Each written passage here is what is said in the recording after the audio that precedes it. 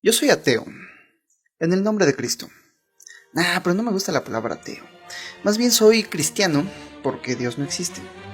Pero a ver, para empezar, ¿cuál Dios? ¿Y a qué me refiero con existir? Miren, yo respeto. No vengo aquí a meterme con las creencias de nadie, pero antes de que me digan que abra la Biblia, bueno, abrámosla. Porque ahí claramente dice que Cristo no era una figura religiosa, sino un rebelde.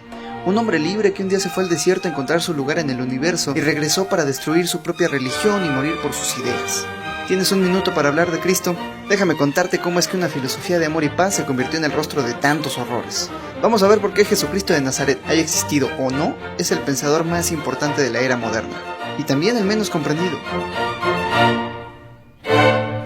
Para entender a Jesús, primero tenemos que revisar lo que leía. El Antiguo Testamento. Este es un libro muy raro porque en realidad son varios libros, escritos por muchos autores, editado casi al azar durante miles de años y compilado por un comité, pero todos juntos cuentan una historia, no menos, como 5. Bueno, esta no es una historia, es un poema de amor y sexo y por eso tiene nuestro sello de aprobación.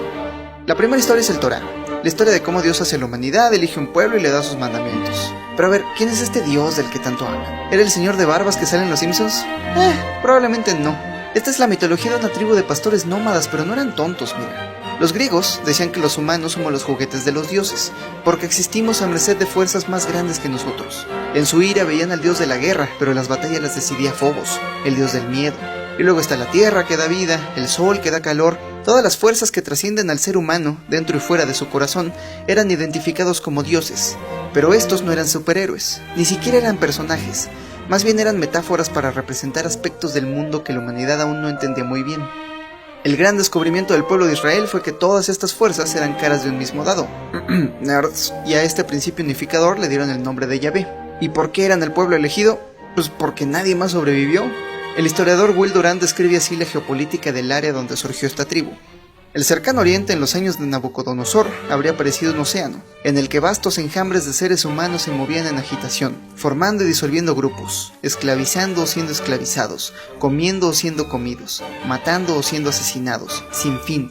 Detrás y alrededor de los grandes imperios, Egipto, Babilonia, Asiria y Persia, florecieron esta mezcla de pueblos entre nómadas y sedentarios, quimerios, cilicios, capadocios, bitinios, ascanios, micinios, maeonios, carinios, biliquios, pánfilos, pisidios, licaonios, filisteos, amoritas, cananitas, edomitas, amonitas y otros 100 pueblos, cada uno de los cuales se consideraba el centro de la geografía y la historia, y se hubieran asombrado ante el prejuicio ignorante de un historiador que los reduciría a un párrafo.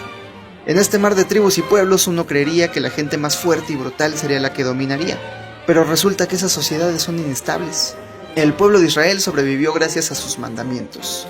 ¿Qué son estas sino 10 reglas para vivir en comunidad sin asesinarse unos a otros? Probablemente Sodoma y Gomorra tenían sus propios mandamientos, pero ya todos sabemos lo que les pasó. Intervención divina o no, fue casi selección natural. Dios hizo a la humanidad descubrió a Dios y luego escribió reglas para no extinguirse. Muchos pueblos hicieron lo mismo, pero este fue el que sobrevivió. Luego viene la historia del pueblo de Israel. En estos libros se narra lo que ocurre después de que esta tribu de pastores encontró tierra fértil y fundó la ciudad de Jerusalén. Ganaron un par de batallas, dominaron el área y se hicieron del poder. Pero con el poder llega la riqueza, y con la riqueza el orgullo. Y ahí es cuando un profeta les dice: oye, no estás siguiendo las reglas que han mantenido a nuestra tribu con vida durante miles de años. Y a veces el rey, a veces el pueblo, seguros de sí mismo porque controlan un cachito del mundo conocido, le dice: ay ya, déjame, Dios no existe. Y el profeta les dice: ok, sigue así, vamos a ver qué pasa. Y lo que pasa es que el pueblo de Israel se corrompe. Primero se debilita desde dentro y luego la sociedad colapsa. El templo es destruido, la población esclavizada, todo se va al diablo. Pero los tiempos duros hacen a gente humilde, y la gente humilde crea buenos tiempos.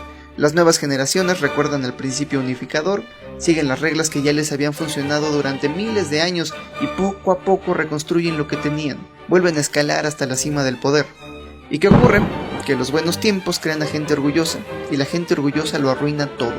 En palabras de Voltaire, la historia está llena del sonido de zapatos de madera que suben y sandalias de seda que bajan. Otra vez la riqueza corrompe al pueblo, otra vez un profeta les advierte, otra vez la gente y el rey lo ignoran y ¡pum!, otra vez reina el caos. Esto ocurre 6 veces en la Biblia: orden, corrupción y caos. Orden, corrupción y caos. Pero echando a perder se aprende, ¿no? Durante miles de años el pueblo de Israel trató de construir el reino perfecto, pero nunca lo logró. Siempre había algo fuera de su lugar. La historia tiene un final triste. Al final Babilonia los conquista. El templo es destruido y los pocos que escaparon de la esclavitud o la muerte son obligados a vivir en el exilio. La siguiente historia es la de los pobres que vieron venir la catástrofe, los profetas.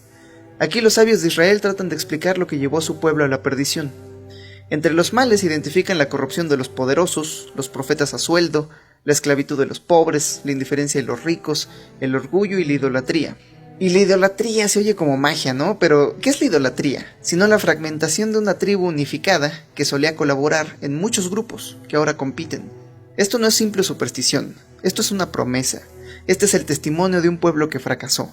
Un estado fallido, si gustas. Así es como muere una nación. ¿Y qué hacer al respecto?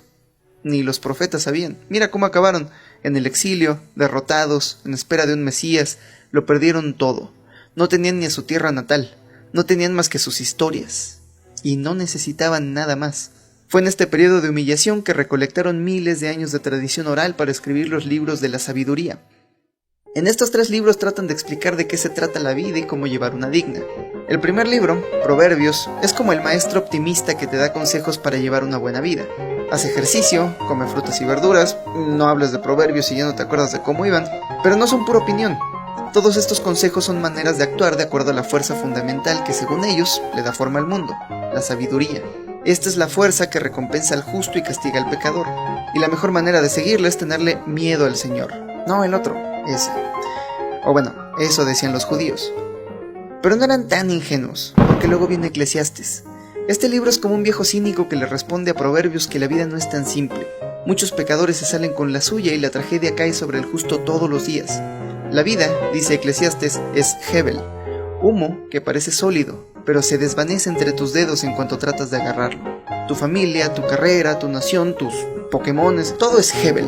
E igual que el humo, cuando estás muy inmerso en él, es difícil ver claro hacia dónde vas. Eclesiastes nos recuerda que el mundo es viejo, muy viejo.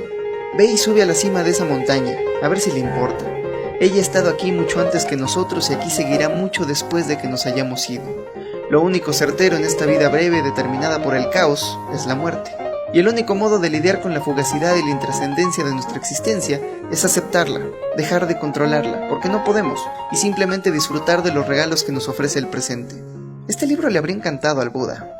Y para aterrizar estas 2 ideas en una historia concreta, llega Job. Este era un hombre bueno, tenía miedo del Señor, se sabía los proverbios y los seguía al pie de la letra, todo eso. Job tenía una bella familia, una gran casa, ganado, riquezas, todo. Pero un día, un ángel le dijo a Dios que, este men no te ama. Él ama la vida que le has dado, pero quítaselo todo y mira cómo te maldice. Y así, sin deberla ni temerla, Job lo perdió todo. Se robaron su ganado, se incendió su casa y él dijo, no hay pedirijillo, Dios es justo. Se murieron sus hijos y Job, muy paciente, decía, no hay bronquirijillo, esto es solo le salieron llagas. Pobre Job no tenía ni su salud, lo perdió todo y a todos. Y con la fe que le pendía de un hilo, volteó al cielo y preguntó, ¿qué pasó? ¿No que muy justo? Pero Dios no respondió, y llegaron unos amigos suyos muy sabios a tratar de explicar los males que sufría Job, pero aquí Job nos recuerda algo que con frecuencia olvidamos. No todo en esta vida pasa por una razón, no todo tiene una explicación, algunas tragedias simplemente no tienen sentido. Pero Job insistió y Dios bajó y le mostró la infinita complejidad del universo. Desde el sol y las estrellas hasta las hormigas bajo tierra, todo era obra de Dios. Y luego le dice, ¿quién eres tú para pedirme razones? Y se va, y Job se queda sin una explicación para sus dolores. Ahora, la interpretación más común de este pasaje entre los sabios judíos, súbditos de una monarquía y acostumbrados a la autoridad patriarcal, era que Dios le decía a Job, no me cuestiones, yo soy el jefe. Que desde nuestra perspectiva mortal somos tan pequeños que nuestros dolores y tragedias parecen no tener sentido, pero que si nos alejamos, todos ellos juegan un papel crucial en el perfecto plan de Dios. Ni modo, Job, el plan perfecto de Dios, imaginado por seres imperfectos, no explica tu tragedia, es más, la justifica. Pero hay una interpretación más bella, que Dios mismo estaba confundido, que le dijo a Job, ¿quién eres tú para pedirme razones? Como diciendo, yo hice el universo y ni yo lo entiendo. Y Cristo, que era muy listo, también vio esta contradicción, porque él se imaginaba este Dios de contradicciones, superado por su propia creación, que en su infinita bondad había fabricado un cosmos lleno de maldad. Este Dios paradoja, al darse cuenta de su propia imposibilidad, mira al centro de la moledora de carne que ha fabricado, agarra valor y se lanza, a ver qué pasa, a ver si puede arreglarlo. Dicen que Cristo es Dios hecho carne, pero es todo lo contrario. Él es la carne que se supo Dios. Era un absoluto don nadie, un judío pobre nacido en un pesebre bajo el yugo de un imperio romano, heredero de un pueblo derrotado y que vivía esperando un Mesías, o un rey guerrero, que derrotara a Roma y le devolviera a su pueblo su antiguo esplendor. Cristo no era ni rey, ni guerrero, pero leía. Y leyendo, se enteró de todo lo que sus antepasados ya sabían, y luego se fue al desierto a averiguar que se equivocaban. Ni Dios ni el pueblo elegido existen, el reino perfecto es imposible, el Mesías es quien sea que tenga el valor de serlo, y la realidad, bueno, el mundo sí es Hebel, pero a la vez no. Y eso era bien punk. Luego de resistir las tentaciones del cuerpo, descubrió en la agonía del desierto una solución para ese miedo primordial con el que nacemos todos los seres humanos, el miedo a la muerte. Como escribe Ernest Becker, ese es el terror, haber nacido por nada, tener un nombre, conciencia de uno mismo, profundos sentimientos internos, una excruciante necesidad de vivir y expresarse, y con todo esto morir. Parece una estafa. ¿Qué clase de deidad haría tan compleja y deliciosa comida para gusanos? Pero ¿qué tal que estos gusanos fertilizan la tierra donde nacen las plantas que se comen los animales que después cazamos? Y en este ciclo de vida y muerte nada se pierde. ¿Cómo descubrió Cristo que era hijo de Dios? Probablemente tuvo un momento de iluminación, un instante de conciencia cósmica. En el hinduismo le llaman nirvana, en el budismo zen le llaman satori. Sigmund Freud le llamaba sentimiento oceánico, y es el estado de conciencia de un niño antes de desarrollar el yo.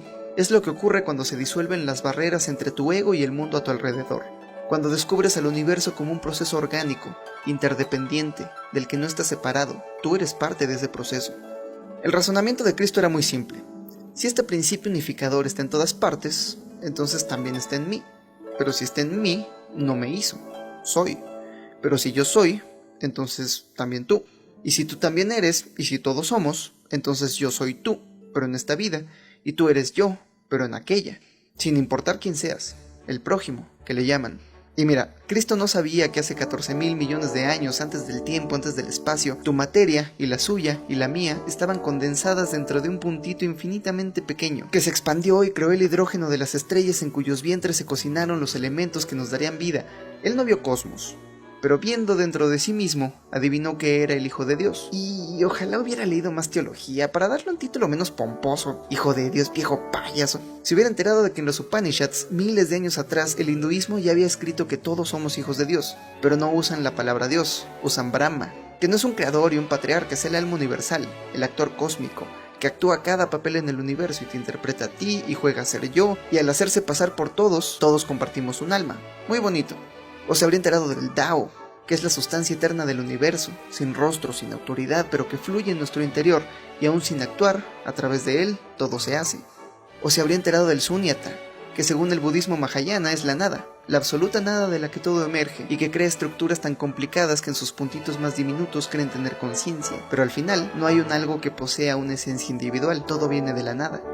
Bueno, si hubiera esperado 2000 años para enterarse de que fuera del planeta, lo que percibimos como espacio vacío es en realidad campos de fluctuación cuántica en perfecto equilibrio, pero que al ser excitados, crean 17 partículas elementales que componen toda la realidad que podemos percibir, el modelo estándar, que le llaman. Pero Jesús solo tenía a la mano la teología judía, y la única metáfora con la que pudo expresar su descubrimiento fue el Hijo de Dios. Pero no solo él era el Hijo de Dios, todos lo somos.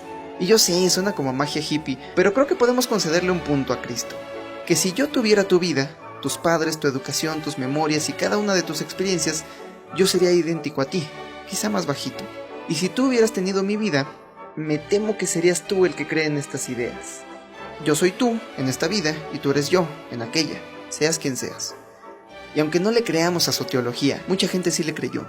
Y eso tuvo consecuencias políticas muy graves, porque mira, este señor también decía ser hijo de Dios, pero él solito, porque él no era un judío pobre de Belén, él era César Augusto, emperador de Roma. Un día le llevaron a Cristo una moneda con su cara y le hicieron una pregunta: ¿debería pagar mis impuestos? Esta era una trampa, porque si Cristo decía que sí, admitía que el César era el verdadero hijo de Dios, y si decía que no, admitía ser un rebelde, y lo podían ejecutar por traición al imperio. Jesús, que era muy listo, solo le dijo al César lo que es del César. Si tú crees en el César, que le da valor a esa moneda, ese es tu Dios, págale. Pero si tú crees en el Dios, en el Tao, en lo que sea, el cosmos no te pide dinero, solo dale lo que él te dio, que es todo tu ser. Y con estas ideas hippies, Cristo subió un monte donde dio a conocer la regla de oro. Trata a los demás como te gustaría ser tratado. Y además le agregó otra regla al manual de usuario de su tribu. Un mandamiento nuevo les doy: que se amen los unos a los otros como yo los he amado. A menos que seas joto. Que no, a todos. Ama a tu prójimo como a ti mismo, especialmente a tu enemigo. ¿Por qué amar a nuestro enemigo? ¿Por qué no mejor patearlos en la cara? Pues porque miles de años de historia nos demuestran que el mundo ya está lleno de odio. El mal no necesita nuestra ayuda. De por sí la vida ya es difícil, pero no importa lo terrible que sea una situación, siempre hay algo que podemos hacer para empeorarla.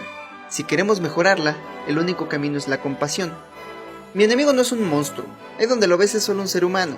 Si yo tuviera su vida, quizás sería peor. Si él tuviera la mía, quizá le iría mejor. El odio no va a corregirlo, solo lo hará responderme con más odio. ¿Qué tal si él fuera yo? ¿Qué tal si funcionáramos igual?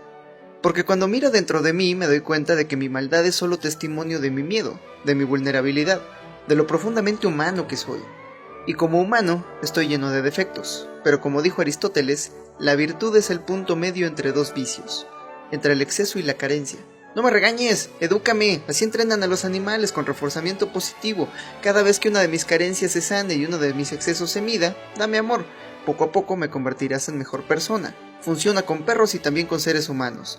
Y así, en lugar de inmolarnos unos contra otros por nuestros defectos, nos ayudaremos a alcanzar nuestras virtudes. O mejor aún, ¿qué tal si antes de ir a pelear contra la paja en el ojo del prójimo, primero arreglas la viga en el tuyo? Todos tenemos la fuerza para enfrentar los problemas ajenos, ¿sí o no? Pues ten valor y arregla primero los tuyos. O como dijo Gandhi, no el otro. Sé el cambio que quieras ver en el mundo. Por eso Cristo defendía a los pobres, a los pecadores, a los enemigos del pueblo de Israel. En cada ciudad a la que iba organizaba banquetes, armaba comunas, grupos de gente que vivía en comunidad y tenía la intención de esparcir el mensaje de amor incondicional al prójimo por todo el mundo. Luego viajó a la capital del judaísmo, Jerusalén, para llevar la buena noticia. Todos somos hijos de Dios, nuestras peleas son imaginarias, de ahora en adelante nos amaremos los unos a los otros y así todos seremos mejores personas. ¿Qué es lo peor que puede pasar? Y pues nada, lo mataron. Hasta la aristocracia judía se dio cuenta de que el amor incondicional al prójimo podía voltear de cabeza el mundo en el que se sentían tan cómodos. Un mundo que dependía del odio y el miedo mutuos. Mataron a Cristo en la cruz, donde mataban a los rebeldes, el mismo instrumento donde colgaron a los gladiadores de Espartaco para darle una lección al resto del mundo. Esto le pasa a los que buscan derribar al imperio. Y aún en sus últimos momentos, Cristo nos revela la verdadera naturaleza de la ideología. Cuando un soldadito romano lo está torturando y él dice al cielo: perdónalos, Señor, no saben lo que hacen. Pero no dijo eso de Pilatos, ni de Herodes, ni del sistema que operaba detrás de las acciones del soldadito. Ese pobre diablo, cegado por su ideología, creía que estaba haciendo lo correcto. Y entonces ocurre algo inaudito, algo que no vas a ver en ninguna otra religión. Antes de morir, Cristo exclama: Padre, ¿por qué me has abandonado? Con su último aliento, Dios se vuelve ateo. Se te adelantaron, Nietzsche. Tu generación no mató a Dios, porque Yahvé, el Dios de los judíos, ese que tenía un plan perfecto y le daba sentido a nuestros dolores, murió en la cruz. Desde entonces estamos solos, desde que Cristo descubrió que no hay un más allá, no hay un plan perfecto. El mundo es lo que hacemos de él, porque tú eres yo y yo soy tú, y no hay nadie más para salvarnos. Ya no basta con confiar en Dios. Si quiere existir, Dios tiene que confiar en nosotros. O como dijo el predicador y teólogo alemán Thomas Müntzer, el cielo no es de otro mundo, está en esta tierra, y la tarea de los creyentes consiste en establecer aquí, en esta tierra, el reino de Dios. Y esta idea se hizo clara 3 días más tarde. Mientras algunos seguidores de Cristo escapaban de Jerusalén, se encontraron a Jesús, pero no lo reconocieron. ¿Cómo de que no? Si habían vivido tantas aventuras juntos. Pero más tarde, mientras partía el pan, en ese acto de comunión fraternal, vieron la acción del Espíritu Santo. El cristianismo primitivo es de una teología bellísima. Primero está el Padre, el principio unificador, el Tao si quieres. Luego está el Hijo, que representa al individuo. Y luego está el Espíritu Santo, que vive a través de la comunidad, en el amor incondicional hacia el prójimo. Y ese es el Dios del cristianismo original, la Trinidad. No hay uno sin el otro, es uno para todos y todos para uno. Muy bonito, pero ¿y la Inquisición? ¿Cómo es que esta teología de la liberación se convirtió en el pretexto de tantas guerras y torturas y masacres y motivó a millones de norteamericanos a votar por Donald Trump? Pues pasó lo mismo que siempre ocurre, política. 2000 años de teléfono descompuesto nos dieron la cristiandad. Y como dijo Soren Kierkegaard, es muy difícil ser cristiano.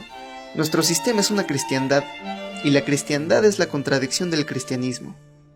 66 años después de la muerte de Cristo, los judíos se cansaron de esperar al Mesías y empezaron una revolución, que acabó muy mal para ellos.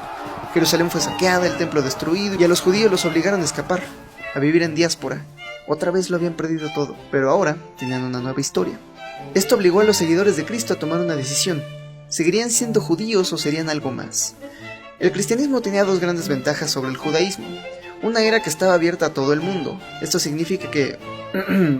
Así es, señoras y señores, estamos hablando de circuncisión.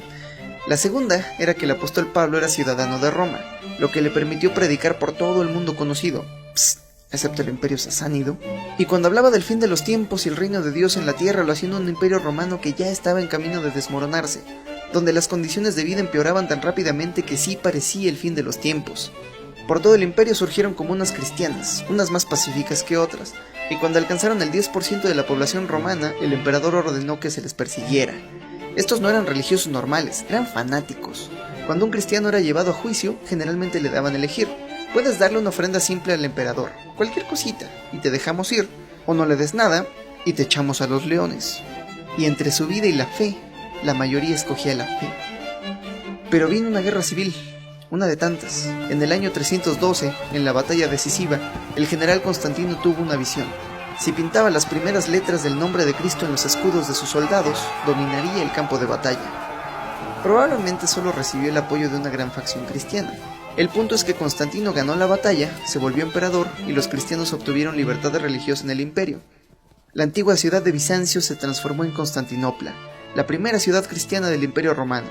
El emperador se convirtió en la nueva religión y de pronto el 40% del imperio se había transformado al cristianismo. Pero antes de hacerlo oficial había que hacerle unos cambios. 3 siglos de cristianismo habían producido sectas que no lograban ponerse de acuerdo, así que el emperador los juntó a todos en el Consejo de Nicea, donde decidieron cuáles libros entrarían a la Biblia y cuáles no. Y otra cosita. Ahí decidieron que Cristo era de la misma naturaleza del Padre, pero el Padre es superior. ¿Y eso qué? Pues que antes Cristo era un judío pobre, un ser humano, igual que nosotros. Ahora era un semidios. Cristo quiso introducir la democracia al reino de los cielos y Constantino se aseguró de que la religión siguiera siendo una monarquía. En el arte bizantino, Cristo es representado como un rey, con una corona de oro, a pesar de que Cristo nunca fue rey, siempre fue pobre. Pero la población de Bizancio, acostumbrada a la riqueza, no podía concebir la divinidad sin el oro. El gran logro de la iglesia en Roma fue institucionalizar la culpa, porque la religión que ellos construyeron se trata de seguir los pasos de Cristo, pero ahora Él es un semidios.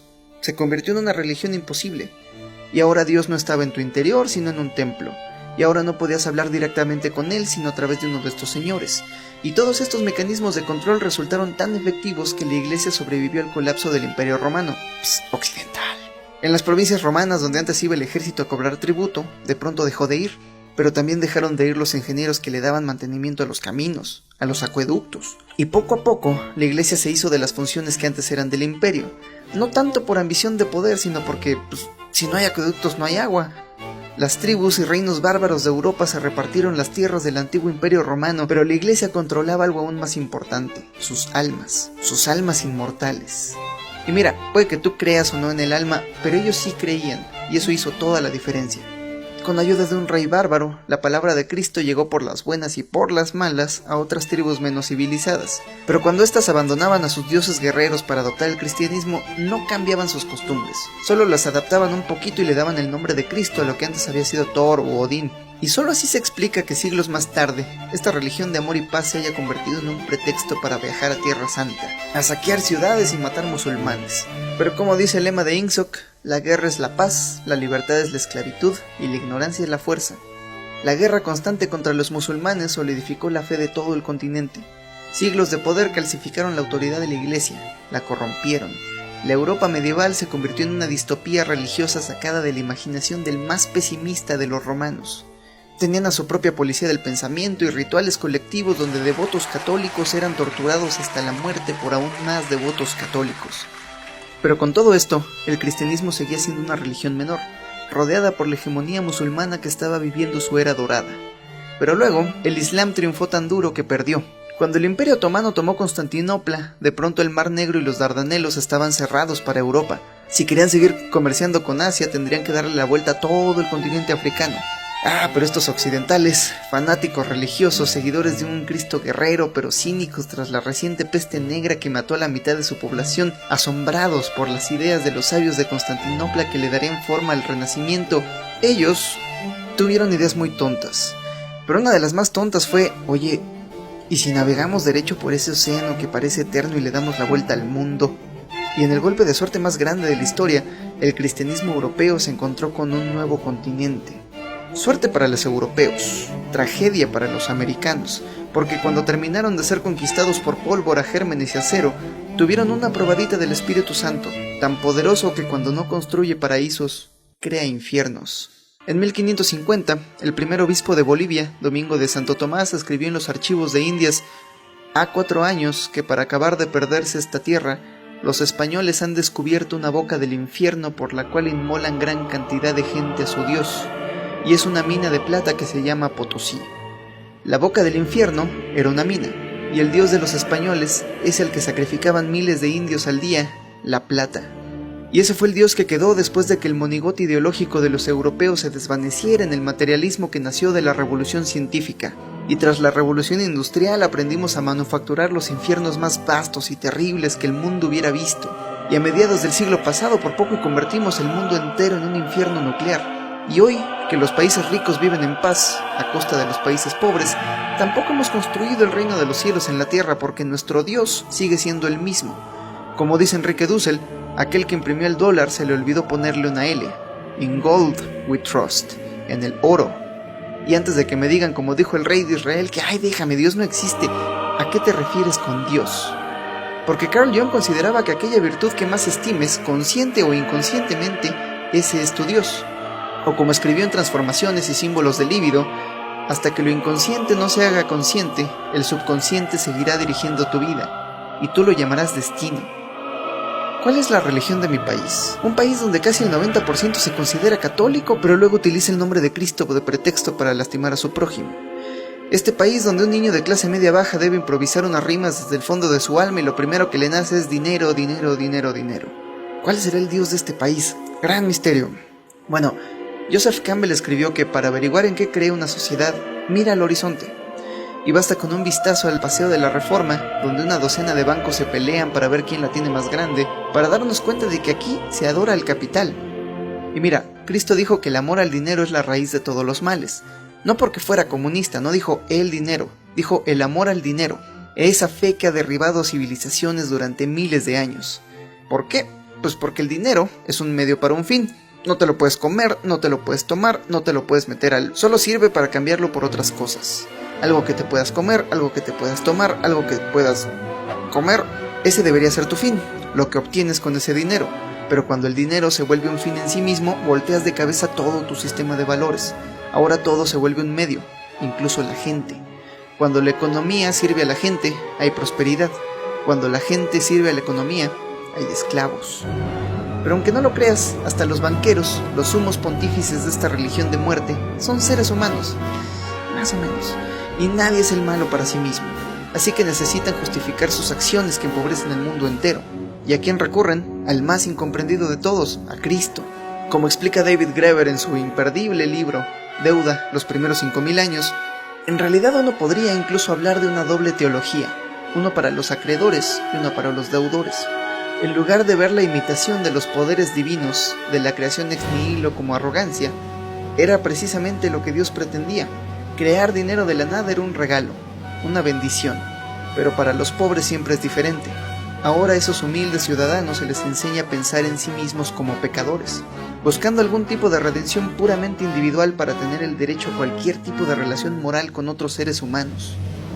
Y solo así se entiende que millones de fundamentalistas cristianos hayan votado por Donald Trump, el menos cristiano de los changos pelones que dicen reinar la tierra. Porque por un lado sus seguidores dicen creer, aunque realmente no creen en la Biblia, pero sí creen en el capital, y esa entrega sus recompensas aquí, en este mundo, en cash, y la única prueba que necesitan del favor de Dios es la riqueza. Solo así se entiende que conforme el capitalismo descubre que ya no necesita de la democracia, el florecimiento del autoritarismo alrededor del mundo se ve acompañado de movimientos fundamentalistas cristianos, entre 1 millón de comillas. Su religión no es el amor al prójimo, sino el amor al dinero. Su teología no es una democracia, es fascismo divino. Debemos volver al origen. Nunca fue más urgente, nunca tanto dependió de tan poco. Y la solución creo que está aquí, en este libro. En serio, ¿por qué crees que estos nómadas cachondos pondrían un poema de amor en medio de un texto religioso? Es porque para ellos el amor es un regalo divino. Y no hablo del romance, el romance mata al amor. Hablo de esta fuerza que nos trasciende y nos deja vulnerables, pero felices. Cuando Virgilio dijo que el amor lo conquista todo, no decía que fuera una fuerza mágica que gana batallas. Él decía que aún los hombres más poderosos son conquistados por su propio corazón. ¿Por qué tendríamos esta profunda vulnerabilidad si no es para colaborar, para construir algo más grande que nosotros mismos? La solución está ahí mismo, en el cristianismo primitivo. Amar al prójimo y sufrir por sus pecados aunque nos cueste la vida.